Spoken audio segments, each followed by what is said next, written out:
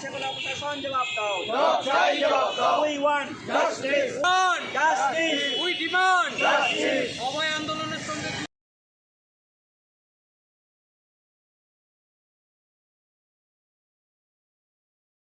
कोलकाता में अभ्या आंदोलन के प्रदर्शनकारियों को पुलिस उत्पीड़न का सामना करना पड़ रहा है। ऐसा ही आरोप लगाते हुए इस्लामपुर अभ्या मंच आंदोलन में शामिल हुए हैं। ऐसी घटनाओं को रोकने के लिए संगठन की ओर से इस्लामपुर थाने में एक ज्ञापन सौंपा गया है। प्रदर्शनकारियों ने कहा कि अभ्या मंच एक ऐसा मंच है जो विरोध करना जानता है, जिनके पास विरोध करने की एक भाषा है। इस मंच पर सभी बुद्धिमान लोग मौजूद हैं। आंदोलन के दौरान डॉक्टर मौजूद थे, साथ साथ विभिन्न संगठनों के गणमान्य लोग भी मौजूद थे। आंदोलन के दौरान उन्हें अलग अलग समय पर पुलिस उत्पीड़न का सामना करना पड़ रहा है। इसके विरोध में कोलकाता में अभ्या मंच के केंद्रीय नेतृत्व ने जुलूस निकालने का कार्यक्रम लिया है। उसी के एक अंग के तौर पर आज वे इस्लामपुर थाने के सामने वो लोग एकत्रित हुए और विरोध प्रदर्शन करने के साथ थाने में एक ज्ञापन सौंपा है। तो পশ্চিমবঙ্গের একটি বিশেষ গোষ্ঠী ছাড়া পশ্চিমবঙ্গের সমস্ত সাধারণ মানুষ আজকে নিরাপত্তার অভাবে ভুগছে। আপনারা সবাই একমত হবেন এর সঙ্গে নিশ্চয়ই, যে একটি বিশেষ গোষ্ঠী তারা ছাড়া পশ্চিমবঙ্গের সমস্ত সাধারণ মানুষ তারা এখন নিরাপত্তার অভাবে ভুগছেন। আমি একটা কথা খালি উজ্জ্বলদার কথার পরে মনে করাবো যে গত 2024 সালের 20 আগস্ট এই অভয়া মামলার একটি শুনানিতে মহামান্য সুপ্রিম কোর্ট তিনি রাজ্য সরকারকে নির্দেশ দিয়েছিলেন যে এই ঘটনা নিয়ে সমস্ত রকম শান্তিপূর্ণ যে প্রতিবাদ আন্দোলন, কোনো রকম শান্তিপূর্ণ প্রতিবাদ আন্দোলনে রাজ্য সরকার যেন ইন্টারফেয়ার না করে, তাকে দাবিয়ে দেওয়ার চেষ্টা না করে। সেই সুপ্রিম কোর্টের রায়কে সম্পূর্ণ বুড়ো আঙ্গুল দেখিয়ে এইসব শান্তিপূর্ণ প্রতিবাদ আন্দোলনের বিরুদ্ধে রাজ্য সরকার যে কাজটা করছে সেটা গণতন্ত্র বিরোধী এবং সেটা আইন বিরোধী। এবং আপনারা দেখেছেন যে এই রাজ্য সরকার আইনের কোনো তোয়াক্কা করে না। চাকরি চুরি থেকে শুরু করে এই খুন ধর্ষণ, কলেজের অ্যাডমিশন সমস্ত নিয়ে কি হচ্ছে আমাদের রাজ্যে সেটা আপনারা দেখছেন আরজি করে ঘটনার সঙ্গে সঙ্গে। এরা না আইনের তোয়াক্কা করে না গণতন্ত্রের তোয়াক্কা করে।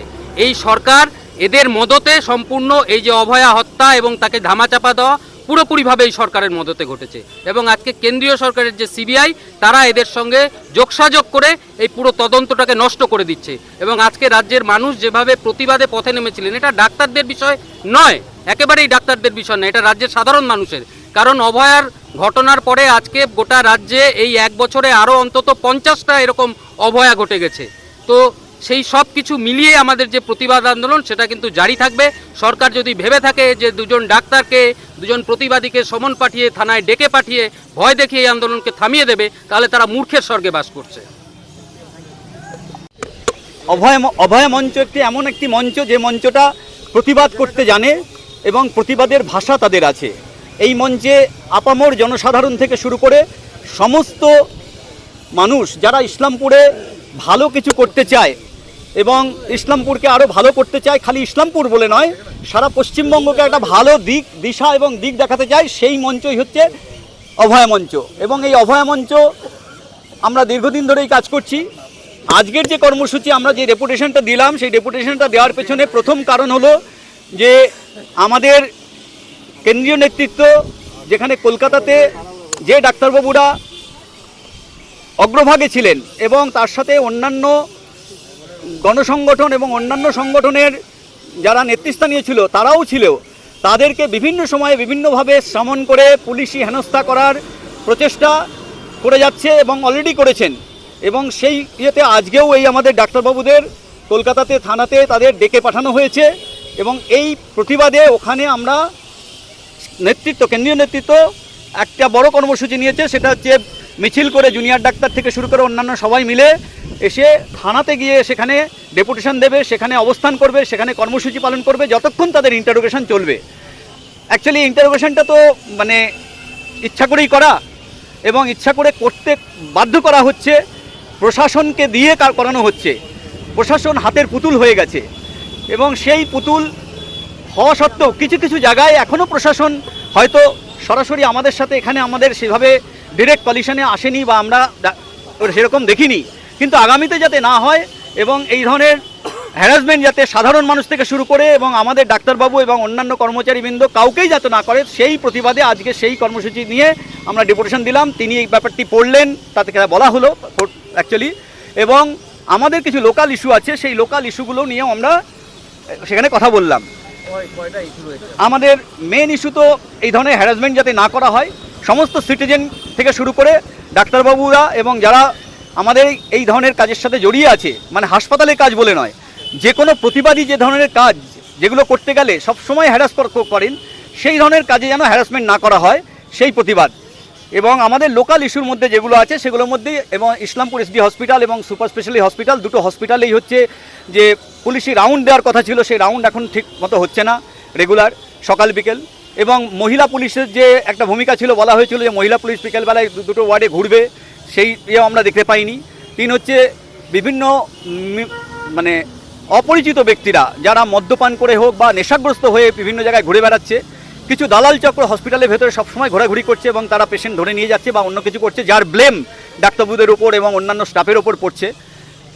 সেই সবগুলো যাতে না হয়, সেগুলো যাতে ঠিকভাবে দেখা হয়, অন্তত পুলিশি টহলটা যদি ঠিকমতো হয়, তাহলে হয়তো এই মানে কিছুটা হলো আমরা সুরাহা পাবো। সেটা ওনাকে বলা হলো, উনি বলেছেন, আশ্বাস দিলেন যে না ঠিক আছে আমরা দেখব, আমার কাছেই তো আছি, অসুবিধার কিছু নেই। ব্যাস এইটুকুই হয়েছে। উজ্জ্বলদা, যে বিষয়টা বলবো, আপনারা হচ্ছে ডাক্তার বা যারা হচ্ছে স্বাস্থ্যকর্মী, তাদের নিরাপত্তার কথা বলছেন, কিন্তু দেখা যাচ্ছে যে সাব ডিভিশনাল হসপিটাল হোক বা সুপার স্পেশালিটি হাসপাতাল, সেখানে টোটো থেকে সাধারণ যানবাহন সেগুলোর দৌরাত্ম বাড়ছে, অস্বাস্থ্যকর পরিবেশ প্রত্যেকটা হাসপাতালের সামনে। অভয়মঞ্চের প্রতিবাদ করবে না, কি বলবেন? অভয়মঞ্চ যেখানে যেখানে প্রতিবাদ করা সেখানে সেখানে প্রতিবাদ করে এসেছে এবং করবে।